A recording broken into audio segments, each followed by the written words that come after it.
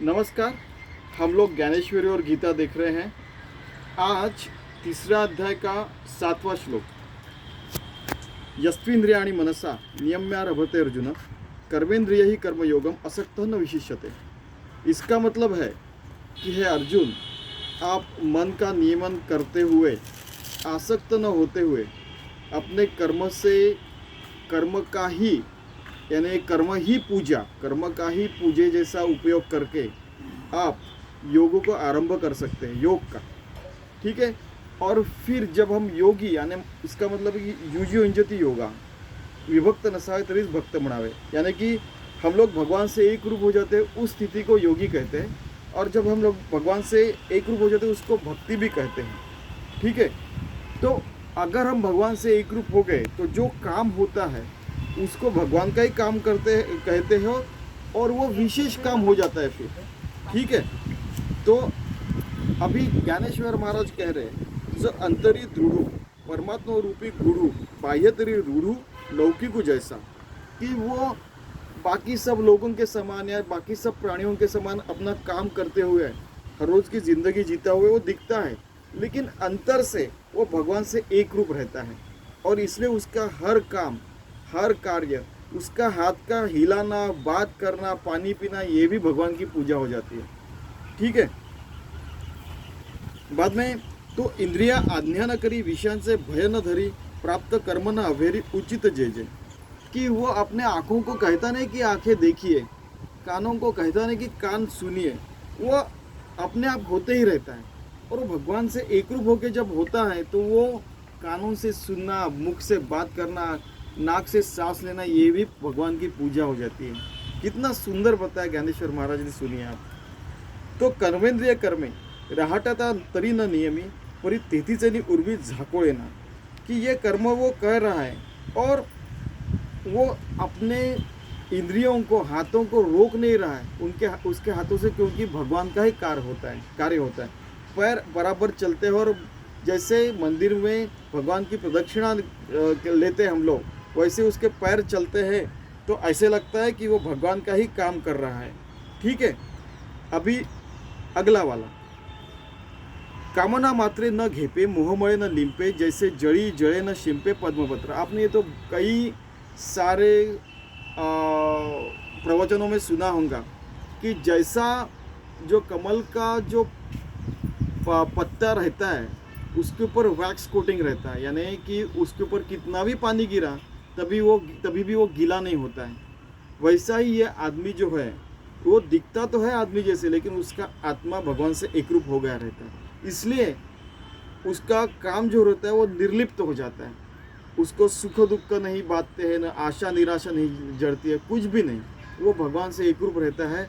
उसका देह रहा या नहीं रहा कुछ फर्क नहीं पड़ता, वो भगवान से एक रूप ही रहता है। और जैसे भगवान पद्मपत्र के समान लिप्त नहीं होता है, ये प्रकृति पूरी काम करती। कई बार आपने सुना कि भगवान हर कुछ करता है, फिर वो लिंपित कैसे नहीं होता। तो वो बात ये है कि प्रकृति मार्फत सब कुछ होता है और भगवान निर्लिप्त रहता है।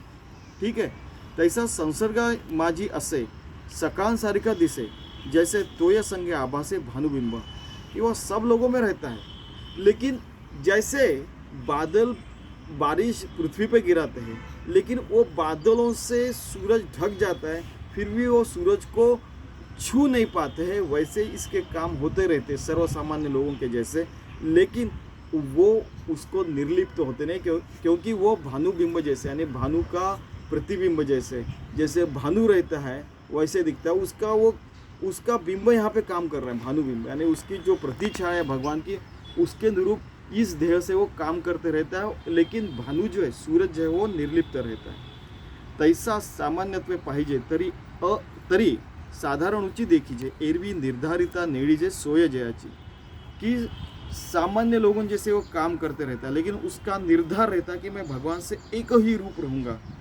और अगर हमने एक पैर आगे गया तो भगवान ऐसे अगणित पैर आगे चल के आता है और हमको वो एक रूप कर लेता है। जैसे अर्जुन को उसने अपना विराट रूप दिखा है। अर्जुन ने जब तैयारी बताई तब श्री कृष्ण दौड़ के उसने सारी उसके काम करके दिए, और आपको तो पता है सारी गीता फिर। ठीक है। ऐसा तैसा सामान्य पाहिजे परी साधारण देखीजे एरवी निर्धारिता नेडीचे सोय जयाची, उसकी सो यानी वो आसानी से सारे काम करते रहता है और वो भगवान से एक रूप रहता है, फिर भी सारे काम होते रहते हैं। ऐसा चिन्नी चिन्नी तू देखसी तोची मुक्तू आशा पाश रही तू वोळ खपा। मैंने पहले बताया कि वो आशा और निराशा के परे चला जाता है, फिर वो मुक्त और बद्ध से भी परे हो जाता है, वो नित्य मुक्त रहता है। अर्जुना तोची योगी विशेषेची जो जगी म्हणून ऐसा हो या लागे म्हणी पे तू ते। अर्जुना उसी को योगी कहते, उसी को भक्त कहते जो भगवान से एक रूप होकर सारे काम करता है विशेषता से। और इतना याद रखना कि यही अपनी जिंदगी का मकसद है। तू मानसा नियम करी निश्चळू होय अंतरी मग कर्मेंद्रिय ही व्यापारी वर्त तू सुखे। तू अपना निश्चय बना ले कि मैं भगवान से एक रूप होके ही सारे काम करूँगा, तो और निश्चिंत हो जा। ये सारे कर्मेंद्रिय वैसा ही व्यापार करने लगेंगे, वैसा ही बिहेवियर करते रहेंगे, अपना मन बुद्धि आत्मा ये पूरा संगात भगवान के प्रति समर्पित हो जाएगा और वर्तन भी वैसे होते रहेगा। मन क्रम वचन ध्यान जुला, ये सारी चीज़ें भगवान को समर्पित हो जाती है। नियतम कुरु कर्मत्वम कर्म ज्यायो यह कर्मणः शरीर यात्रा पीछते न प्रसिद्धेत कर्मणः। यानी कि आप ऐसे विहित कर्म आप जब कर रहे हैं, ये विहित कर्म करना कर्म न करने से अच्छा है। क्योंकि क्या होगा कि आप हर रोज़, एक बार एक बच्चे ने पूछा था क्या स्वामी जी, हमारे सदगुरु को कहा था कि क्या स्वामी जी क्या वो आदमी टट्टी करने नहीं जाता है क्या? वो उसको अगर नाक में कुछ हुआ तो ऐसे ऐसे नहीं करता क्या? हाँ करता है। लेकिन अरे बाबा वो देह रहा तो ये सारी चीज़ें होने ही वाली है। उसका हर रोज़ का अन्य करना ही पड़ेगा, उसको खाना खाना पड़ेगा, उसको टॉयलेट को जाना पड़ेगा, वो करेगा। लेकिन वो देह के लिए जितना आवश्यक है उतनी चीज़ें करता है, इतना याद रखना। और अगर ये देह यात्रा जब तक चल रही है तब तक आप बच्चे हैं तो पढ़ाई करेंगे, बड़े हैं तो अगर घर की स्त्री होंगे तो आपको खाना तो पकाना ही पड़ेगा, अगर आप ऑफिस में ड्यूटी करते हैं तो वो तो करना ही पड़ेगा। जब बूढ़े बुजुर्ग हो जाएंगे तो सब लोगों का आप सब लोगों को गाइडेंस करते हैं, सब लोगों का आधार रहते हैं, वैसे तो आप रहेंगे ही। तो ये हर रोज के कर्म करना ये भी आवश्यक है। ठीक है। अब ज्ञानेश्वर महाराज क्या कह रहे हैं, म्हणशी नैष्कर्म्य होवावे तरी एत हे न संभवे आणि निषिद्ध केवी रहाटावे विचारी पा। कि आपको लगता है कि मैं कुछ भी नहीं करूँगा आराम से रहूँगा, ऐसा हो ही नहीं सकता। असली आराम तो भगवान के पास है। जब आप भगवान से एकरूप होते हैं तभी वो संभव होता है। और अगर आप सोचते कि मैं बिल्कुल जैसे स्थितप्रज्ञ रहता है वैसे हर जगह बिना काम करे ऐसे रहूँगा, अगर वैसे हो ही नहीं सकता। हर ऋषि मुनियों को भी वो कुछ घंटे ध्यान करते हैं, नाम करते हैं, फिर अपने हर रोज के काम करते हैं, उनको भी करना पड़ता है सारी चीज़ें। ठीक है क्या? उसका लिमिटेशंस समझ के हमने करना चाहिए, इतना ही आप याद रखिए। और भगवान से एकरूप होके क्या तो सारा पूरा जीवन भगवान को समर्पित ही हो जाता है। म्हणून जे जे उचित आणि अवसरे करून प्राप्त ते कर्म हेतुरित आचरित। जो भी आपके ज़िंदगी में आता है, जैसे जैसे अपना वय बढ़ जाता है यानी अपना एज बढ़ते जाता है, तो वैसे वैसे अपने काम चेंज होते रहते हैं, हमारे कर्तव्य चेंज होते रहता है। लेकिन वैसे वैसे करते जाना, माता पिता जी को क्या ध्यान रखने का, अपने घर के बच्चों का सबका ध्यान रखने का, पढ़ाई करने का, बड़े बुजुर्गों का ध्यान रखने का, आजू बाजू के लोगों का ध्यान रखना, ये सबको करना ही पड़ता है। लेकिन आप हेतु रहित होकर काम कीजिए, इतना याद रखना। पार्थ आणि के एक नेणसे तू हे कौतिक हे ऐसे कर्म मोचक आपैसे असे। देखिए अभी पंछी और पशु पक्षी भी सुनने आ रहे हैं, देखो या बहुत सुंदर है।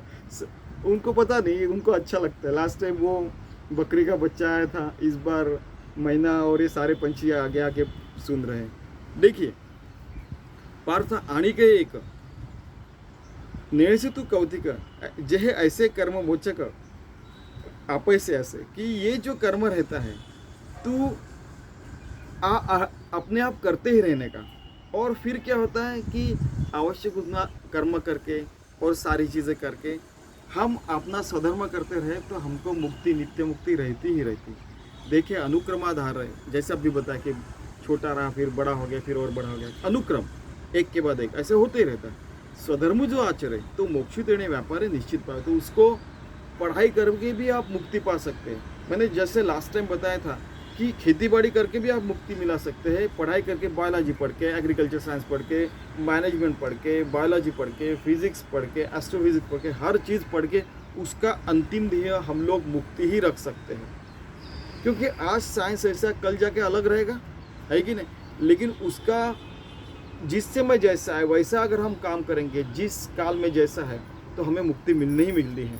स्वधर्म जो आचरे तो मोक्ष तेणे व्यापार निश्चित पा। तो मोक्ष हमारे हर रोज़ की ज़िंदगी में हम हर क्षण हर घड़ी मिला सकते हैं, नित्य मुक्त रह सकते हैं। देखिए भगवान श्री कृष्ण भी वही कहा है और संत ज्ञानेश्वर ने भी यही कहा है। तो ऐसा ही हम लोग परमार्थ मार्ग पे चले और नित्य मुक्त रहने का प्रयास करें, योगी बने, भक्त बने, भगवान से एक रूप हो जाए। धन्यवाद।